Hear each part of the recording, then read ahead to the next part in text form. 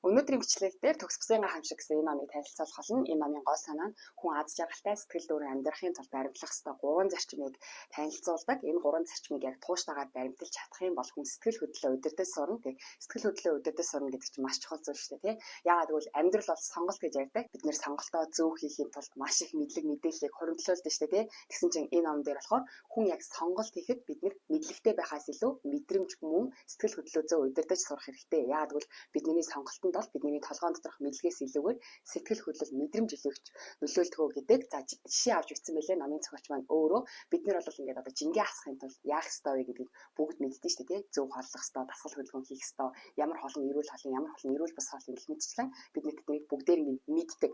Тэгээд сэтгэл хөдлөл гоё яхтай аз жаргалтай байхтаа бол яг тэр мэдлэгийнхаа дагуу үйлдэл явдсан шүү дээ, тий. Тэгээд номын зохиолчийг өөрөө өчсөн байхгүй юу? Би ч гэсэн одоо ингээд яаж турах ёстой вэ гэдгийг адилхан мэднэ. Тэгээд яг тэр мэдлэгийнхаа дагуу энгийн үед тэр мэдлэгийнхаа дагуу үйлдэл явж байдаг. Тэгтэл номын зохиолч маань манай хоёр хүүхэд орж ирээд гэр болгоод ч юм уу хоорондоо зодтолтоод эхлэх юм бол би стресстэй л өөрийн мэдлгүй шууд хөргөчөө онгоолгоол тийм одоо нүүрс ус ихтэй хоол иддгээгээ бичсэн байхгүй. Энэ мэдчлэн гэж зөвхөн хоолн дээр жишээ авсан боловч бидний амьдралд ч гэсэн амьдралдаа бид нэр яаж амьдрах ёстой вэ гэсэн мэдлэг нь бидний толгойд байдаг. Бүгдээрээ байдаг шүү дээ. Тэгээд яг сэтгэл санаа сайхан байхтаа гоё мэдрэмжтэй байхтаа тэр мэдлэгийнхаа дагуу үйлдэл явж байдаг ч гэсэн нэг найз маань ч юм уу нэг зүйл бидний уурыг хүргэх ч юм уу бухимдуулах юм бол шууд одоо тэр зорилгоосоо холдох буруу сонголтуудыг хийдэг шүү дээ. Тийм учраас энгийн үедээ өдөр тутамдаа энэ ном дээр гарч байгаа 3 зарчмыг баримталж чадах юм бол хүн энгийн үедээ сэтгэл хөдлөлөө зөв удирдах сурах учраас 3 зарчмыг танилцуулсныг өнөөдөр ярих болно. За нэгдүгээр зарчим болохоор зоригтой байх зарчим. За энэ юу гэсэн үг вэ гэсэн чинь хүмүүсийн жаргал зовлонгийн талаар ярилцаж амьдралынх нь үнэн төрхийг олж мэдэх үед би сэтгэл дүүрэн амьдралд эр зориг ямар чухал болохыг ойлгосон билээ. За энэ зоригийн тодорхойлт нь болохоор зориг гэдэг үгний үндэс нь сэтгэл гэсэн латин үгнээс гаралтай. Анх зориг гэдэг үг нь одоогийн шиг ийм утгатай байгаагүй. Анх бол сэтгэл доторхоо уудалж бодсон санснаа хэлэх гэсэн тодорхойлттой байжээ. Зориг гэдэг үгний жинхэнэ тодорхойлт нь бол сэтгэл доторхоо бүгднийг уудлахыг зориг гэдэг юм гинэ. За тэгээд өөрийн тухай юу мэдэрч байгаагаа сайн мууч тохиолдсон түүнийг шудрах нээлттэй ярьж чадвал тэр бол зориг юм. Баатарлаг хүмүүс амь насаараа дэнчин тавьдаг бол энгийн зориг гэдэг нь өөрийн сул талаа бусдад дэлгэх зоригийг хэлнэ. Өнөөгийн нийгэмд энэ нь юр бусын хүсшгүй үйлдэл болцоод байгаа юм.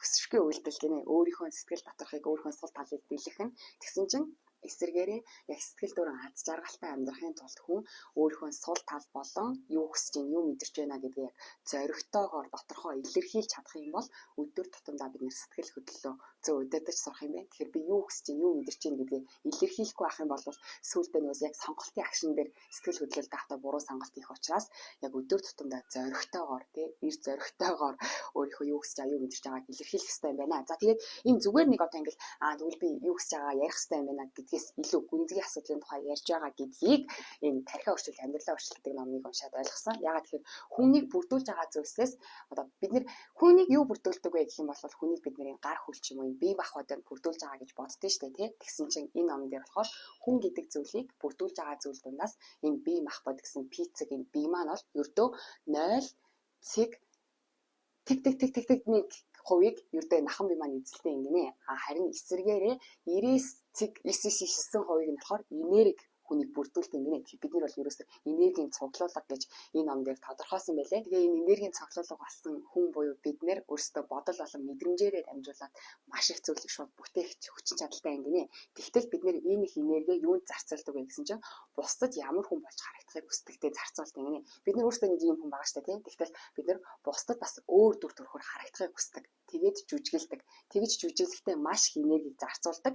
Харин тэгж жүжиглэлгүйгээр би одоо ямар хүн байна гэдгийг хүлээн зөвшөөрөх юм бол маш их энерги нөөцтэй болно гинэ. Яг л тэгж өөрөөсөө өөр хүн болж жүжиглэхдээ маш их энерги зарцуулдаг учраас одоо би яг ямар хүн юм бэ гэдгийг хүлээн зөвшөөрөөд тэрийг бас ингээ бусдад дэлгэчих юм бол бид нэр маш их энерги нөөц гарч ирнэ. Тэгээд жинхэнэ тэр энерги нөөц гарч ирсэн тэр энерги нөөцөө чихнээсээ та ямар хүн болохыг хүсэж байгаа юм бэ гэдэгтээ тэгж жүжиглэх гэж би одоо тийм хүн гэж жүжиглэхийн оронд би тийм хүн болохыг хүсэж байна. Тийм хүн болохын тулд би яах ёстой вэ гэж энерги зарцуулах юм бол маш хурдан тийм хүн болох боломжтой. Тийм учраас эхлээд тэгж жүжиглэхээ болох хэрэгтэй. Эхлээд би ямар хүн бэ гэдгээ маш сайн ажиглаж зөв олж мэдхийн чухал гэсэн байсан. Энэ номон дээр болохоор тэрийгэ зоригтойгоор илэрхийлээ гэсэн байсан. Утга нь их таарж илээ. Тэгээд энэ шар номон дээр болохоор маш энгийнээр зүгээр ир зоригтой байх хэрэгтэй. Өөрийнхөө ямар хүн бэ гэдгийг хүлээн зөвшөөрөх хэрэгтэй. Тэгжиж цаашаа явна. Өдөр тутамдаа сэтгэл хөдлөлөө удирдах чадна гэсэн боловч энэ номон дээр болохоор энэ бол бүр зүгээр энгийн зоригийн талаар ярьж байгаа зүйлээс илүү гүнзгий зүйл шүү. Ийм өдөр тутамдаа би өөрөө ямар хүн юм бэ гэдгийг ир зоригтойгоор илчилж сурах юм бол энэ маш их та нөөц энергийг өөрөө зөв зүйл зарцуулах боломжтой болно гэдгийг бас энэ номд хэлж өгсөн байлээ. Тэгээд энэ номынх нь нэр нь төгс бусын гайхамшигтэй тий. Төгс бусын гайхамшиг. Бид нэр төгс биш учраас биднэрт зориг хэрэгтэй. Өөрийгөө илчлэхэд зориг хэрэгтэй. Яагаад гэвэл бид нэр төгс биш учраас хэрэв төгс төгөлдөр тий надад ямар ч сул тал байхгүй бол өөрийгөө нуух жүжиглэх ямар шаардлага биш тий. Зүгээр л би төгс байх юм бол шууд л өөрийгөө илчлэхэд болно. Тэр нь ямар ч зориг хэрэггүй. Харин бид нэр төгс бусын гайхамшиг буюу бид нэр төгс биш учраас өөрийгөө илчлэхэд зориг хэрэгтэй. Тэгээд зориг нь болохоор юу юм гинэ одоо усан сэлж сурахад бид нэг удаа сэлэх, хоёр дахь удаагаа сэлэх, 100 дахь удаагаа сэлэхэд бидний чадвар өөр байдаг шүү дээ, тий? Яг түүнтэй адилхан зориг гэдэг зүйл ч гэсэн өөрийгөө хүлээн зөвшөөрөөд би чи ийм сул талтай юм штэ гэж эхний удаа хэлэхэд маш их зориг шаардна, хоёр дахь удаагаа хэлэхэд гэсэн маш их зориг шаардах боловч 100 дахь удаагаа өөрийнхөө тухайн ярихдаа одоо илэн далан ярьж чаддаг болдог юм тий? Энэ зориг гэдэг зүйл ч гэсэн яг адилхан усан сэлэхтэй адилхан гэж чадвар шиг өсөж хөгждөг зүйл юм гинэ. Харин хүмүүс заримдаа буруу ойлгодог нь би бол зоригтой, зориггүй ингэж буруу одоо тодорхойлоод идэг. Тэгтэл усан сэлж чаддаггүй чаддгүй хүн гэдгийг тодорхойлт нь бол сэлж үтсэн хүн, сэлж үзээгүй хүн гэдэг юм уу те. Удаан сэлсэн, удаан сэлээгүй хүн гэдгээр л тодорхойлогдсон шүү дээ те. Анхнаасаа усан сэлж чаддаг хүн, чаддгүй хүн гэж байдгүй. Тэрнтэй яг адилхан энэ ном дээр зориг гэдэг зүйл ч гэсэн яг үүнтэй адилхан зориг гэдэг зүйлийг та гаргах тусам сүлдээ бүр илүү сайн гаргадаг болно. Энэ бас нэг чадварын асуудлаа гэж бичсэн байлээ. За хоёр дахь зарчим нь болохоор имрэнгүй сэтгэл. За имрэнгүй сэтгэл гэдэг үг нь болохоор латин хэлний хамт зовх гэсэн утгатай үгнээс гаралтай юм гинэ. Тэгэхээр хоёр дахь зарчим нь болохоор хамт зовх буюу имрэнгүй сэтгэл гарах юм гинэ. За ерөнхийдөө ингээд би өөрийнхөө сул талыг зоригтойгоор илэрхийл тэгснэ бусад хүний сул тал, бусад хүн би өөрөө ганцаараа сул талаа ярихгүй шүү дээ, тий? Бусад хүмүүс ч гэсэн сул талаа ярихт нь тэрийг имрэнгүй сэтгэлээ тэр бусад хүн зовлонгоо ярихт нь тех ёстой, ингэх ёстой гэж зөвлөх биш, зүгээр хамт зовж өгөх мэдрэмжийг нь хуваалцах нь хоёрдугаар зарчим юм байна л да. Тэг ингээд бодохоор би өөрийнхөө сул талыг зоригтойгоор илэрхийлнэ. Бусад хүн надад зовлонгоо ярихад тэрийг яг би хамт зовж өгнө гэсэн ийм зарчмыг баримтлаа гэж яхаг бодоход энэ ном бас бүлгийн имчилгээний тухай ярьж байгаа юм шиг байна. Бүлгийн имчилгээ гэдэг чинь ингээд нэг 4-5 хүмүүс нийлээд яг өөрсдийгөө одоо сэтгэлийн шарахыг эдгэх зорилготой өөрсдөө зовлон жаргалыг юунаас олж зовж исэн гэсэн тэр зүйлсүүдээ өөрийнхөө мэдрэмж зовлонгоо яг хуваалцаад явахыг чинь бүлгийн имчилгээ гэдэг чинь тий. Тэгээд хүмүүс ал сэтгэлийн шарахыг хүнээс авдаг ч гэсэн тэр сэтгэлийн шарахыг буцаагаад хүнтэй харилцаж байхдаа эдгээдэг гэдэг сэтгэл судлал дээр. Тийм учраас би өөрөө юунаас олж шархалсан юм бэ гэдгийг тэр хүмүүсийн дунд ингээд илчлэн. Тэнгүү тэр хүмүүс ч гэсэн яг надтай адилхан одоо адилхан зовж исэн шүү гэдэг юм эсвэл чамд үнэхээр хэцүү байсан бах та тэр үе чамд ямар мэдрэмж төрсөн бэ гэхэд нь би өөрөө яг тэрийг нуулгуугаар илэрхийлэх ярьж явах явцдаа эдгэрдэг зүйлийг болохоор бүлгийн имчилгээ гэдэг чинь тийм энгийн үгээр бол тэгэхээр энэ ном бас бүлгийн имчилгээний тухай ярьж байгаа юм шиг байгаа. Тэгээ энэ номыг бас 4-5 ч юм уу нийлээд уншаад яг энэ ном дээр гарч байгаа агуулгыг яриа тийм ир зоригтойгоор өөрийнхөө юу мэдэрсэн, юу хүсдэг тухайга яг жинхэнэ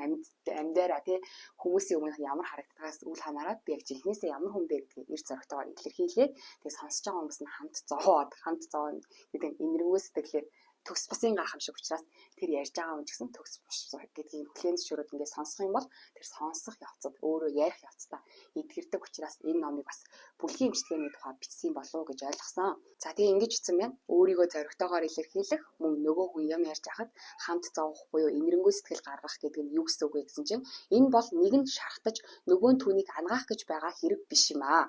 Хоёр тал хоёул ижил төвшөнд харьцах тухай ойлголч юм.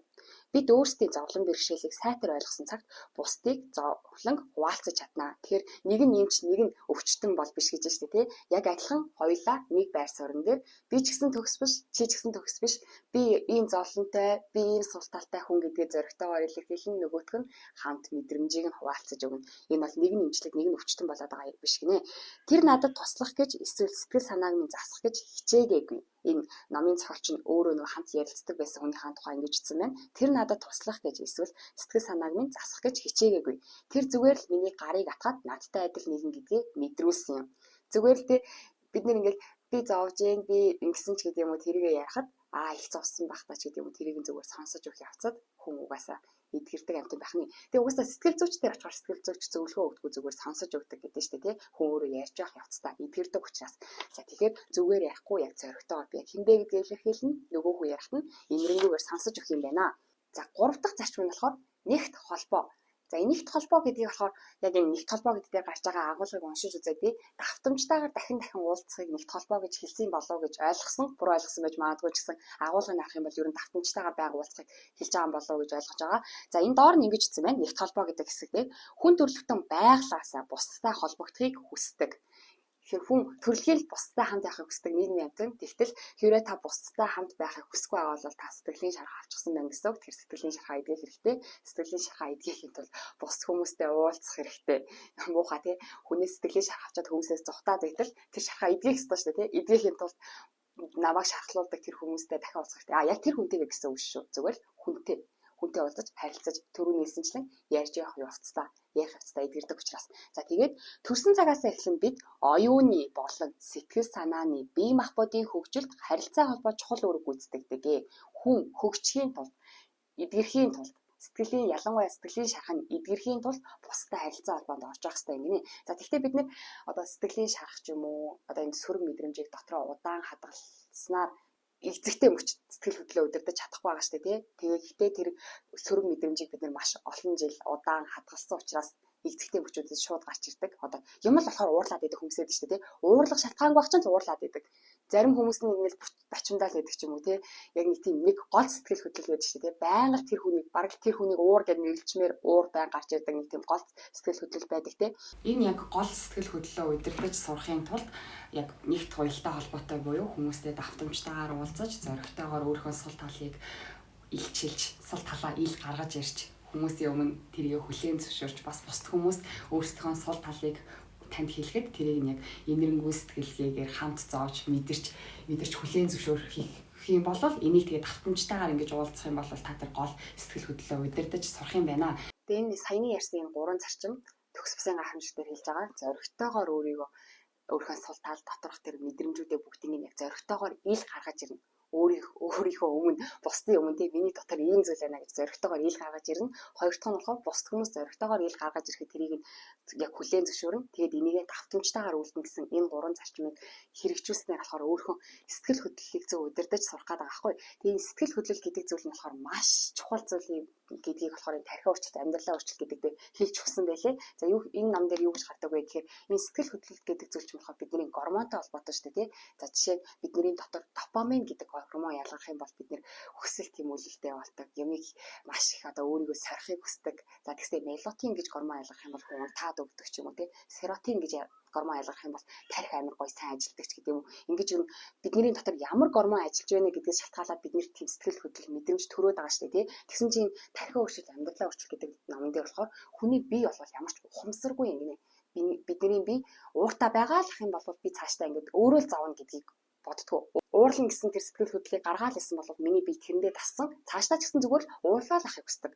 Энэ би цаашдаа уурлал ах юм бол надад сайн зүйл тохиолдох уу, муу зүйл тохиолдох уу гэдгийг бидний бие бол мэддэггүй юм гинэ. Зүгээр л нэг гаргасан сэтгэл хөдлөл, нэг гаргасан үйлдэлээ дахин давтаал байхыг хүсдэг. Тийм болохоор хүний нөгөө зуршлын амт ингэж хэлдэг шүү дээ, тий. Тэгэд энэ номон дээр бичсэн байлээ л дээ. Бид нар бол ингэж өөрөө ингэж одоо яг 0-6 наснда бол ямар ч ухамсаргүйгээр сэтгэл хөдлөл мэдрэмжийг бол бүгдийг нь хүлээж авдаг. Тэгээд тэрийгээ бол цаашдаа ингэж зүгээр гаргаал гэдэг. Одоо чинь баг байхдаа 0-6 наснда байхдаа ууралдаг ч юм уу, түгшдэг ч юм уу тийм сэтгэл хөдлөлийг мэдэрдэг байсан хүмүүс бол цаашдаа тэр сэтгэл хөдлөлийнхаа мэдрэмжийг би гараал тэр мэдрэмжийн төрөөл юм. Гэхдээ хүн болохоор бодохдоо уурлах зүйл гараад байгаа учраас би уурлаад байна. Бухимдах зүйл байгаа учраас би бухимдаад байна гэж боддог ч гэсэн бидний бие болохоор тэр гормоныг ялгаруулаад тэр сэтгэл хөдлөлийг гаргаад ингээд бидний бие тасчихсан. Тэгээ зөвхөн тэр зуршлынхаа дагуу л гараад идэг. Тэгтэл бидний бие болын энэ тарих орчин шууд нэгт холбоотой байгаа шүү дээ, тий. Толгойн дотор би сайхан зүйл төрөх бодох юм бол шууд надад сайхан мэдрэмж төрдөг. Харин миний биед тавгүй мэдрэмж төрөх юм бол надад шууд тавгүй бодол төрдөг. Тэгээд энэ номон дээр болохоор бидний бие бол яг тэр зуршлынхаа дагуу одоо баг бахта амар их айж төгсдөг байсан бол яг тэр зуршлынхаа дагуу бидний бие маань тэр гормоныг маань ялгаруулад тэр сэтгэл хөдлөлийг гаргаад байгаа. Тэгтэл бидний тарих болохоор тийм сэтгэл хөдлөл төрөнгүүд хүүе би чинь зуршлынхаа дагуу л уурлаад иштэй гэж бодохгүй уурлах мянган шалтгааныг олоод ботцдог. ийм гинэ. Тэр сэтгэл хөдлөл гэж амар зүйл агааз. Тэгэхээр нөгөө бичлэгийн ихэнд хэлсэнчлэн тий бид нар мэдлэгтэй байлаа гэд сонголт хийхэд бид нэр мэдлэгээсээ илүүгээр сэтгэл хөдлөл мэдрэмжэндээ автдаг. Тийм учраас өдөр тутамдаа сэтгэл хөдлөл мэдрэмжээ зөв гаргаж илэрхийлж одоо яг эзэгтэй чухал мөчөд сэтгэл хөдлөлтөд автахгүйгээр зөв сонголтыг хийх болно гэдгийг энэ номд хэлж өгсөн байсан. Тэгээд энэ номыг хэрвээ та бас уншиж үзэх юм бол энэ сэтгэл хөдлөл мэдрэмж гэж зүйл ямар амар зүйл вэ? Бид нэр ямар ч ухамсаргүйгээр эндээ яаж удирдагдаж, хууртаж ирсэн бэ гэдгийг энэ ном дээр бас гайхалтайгаар илэрхийлж өгсөн байлээ. Тэгээд энэ ном дээр болохоор тэр одоо бидний биеинд тасал зошид болсон сэтгэл хөдлөл тэр зүйлсээс гарахын тулд бясалгал хийгээрэй гэж энэ ном дээр хэлсэн байлээ. Энэ ном дээр болохоор бясалгал хийлгүүгээд яг хүн гэж амтан угаасаа сэтгэл судлал бол ярьж байхдаа идэгдэг, хүн хоорондын харилцаа дундаа эдгэрдэг, сэтгэл хөдлөлөө зөв удирдах сурдаг учраас энэ ном дээр болохоор бүлгийн эмчилгээ, бараг л бүлгийн эмчилгээний тухай яриад билээ. Өөрийнхөө сул талыг илэрхийлээд, бусдын сул талаа илэрхийлэлт нь сонсож өгөөд энийгээ давтамжтайгаар үлдэх юм бол та эзэгтэй чухал мөчүүдэд өөрийгөө удирдах сурах болно. Тэгснээр та сэтгэл дөрвөн аз жаргалтай амьдрах болно гэж хэлсэн байлаа. Сэтгэл хөдлөл мэдрэмжийн талаар илүү гүнзгий мэдхийг хүсэх юм бол энэ тархиа өөрчлөлт, амьдралаа өөрчлөлт гэсэн энэ номыг санал болгомоор байна. Харин яг тэр гүнзгий зөв тогтлын талаар сурахгүй байж болно. Зүгээр яг амьдрал дээр хэрэгжүүлэх нь надад чухал байна гэх юм бол Төгс бусын гайхамшиг гэдэг энэ номыг уншиж үзээрэй. Яг нэрэндээ таарсан Төгс бусын гайхамшиг гэсэн нэрэндээ таарсан маш энгийн агуулгатай хэрнээ бид нар яг өдөр тутамдаа заавал баримтлаад явах юм бол чихнээсээ сэтгэлийн шаргатай буруу сэтгэл хөдлөлтөд удирдах сурахад хамгийн чухал гол зүйлсүүдийг бичиж өгсөн гайхалтай ном байлаа. Тэгээд дараагийн бичлэгээр уулзъя. Баяртай.